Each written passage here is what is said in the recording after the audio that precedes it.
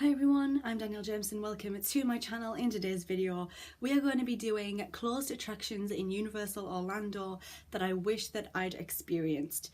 Now when I say attractions, I just mean it could be past roller coasters, past rides, it could be past shows, it could be basically anything that was once at Universal Orlando that is now no longer there. So the first one that I have to talk about today is the Ghostbusters Spooktacular show that ran at Universal Orlando from 1990 to 1996. I don't even think I was 1 year old yet when this show stopped running. I feel like I'd have really enjoyed this show. I'm actually, for the next attraction, I'm kind of putting two attractions in one, and these two attractions are Earthquake and Disaster. Earthquake was an opening day attraction for Universal, and Earthquake was based off of the 1970s hit. I believe it was released in 74, but I could be wrong. But yeah, the 1970s hit Earthquake. Earthquake then closed to make way for Disaster. Disaster, for some reason, it has a very long name. Disaster, a major motion picture ride starring you. And basically when they made the transition from Earthquake to Disaster, they discarded all of the Earthquake movie theming. There was only around about 2 months between Earthquake closing and Disaster opening, so that is insanely quick. Disaster followed a new storyline, and unfortunately then Disaster closed in 2015 to make way for Fast and Furious Supercharged. Honestly, you guys, I am not a fan of the Fast and Furious franchise.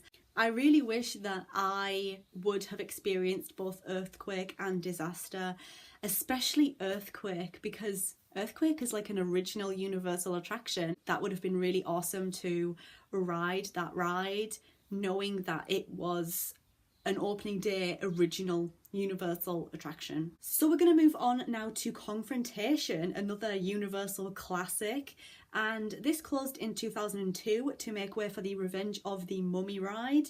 I love the Revenge of the Mummy ride, by the way. I'm a massive fan. This attraction is probably, out of all of these on the list, is a one that I am most upset that I could not experience.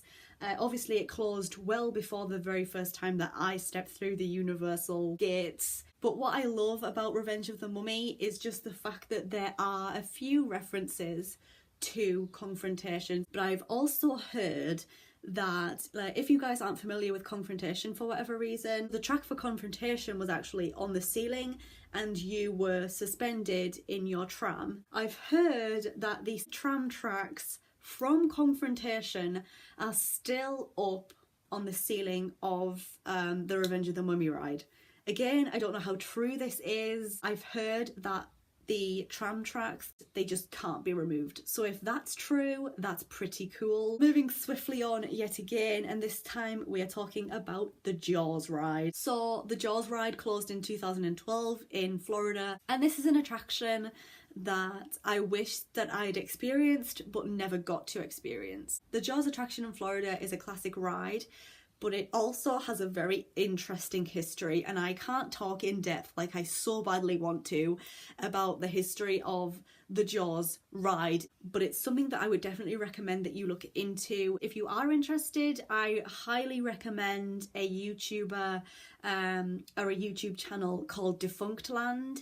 And the link to his channel will be in the description box down below. And basically he does this series on his channel where he talks about ride history, theme park history. It's a really interesting watch, so make sure to go and check it out. Like I said, the link to the channel will be in the description box. I personally love Defunctland. I watch it all the time. Back to the Jaws attraction.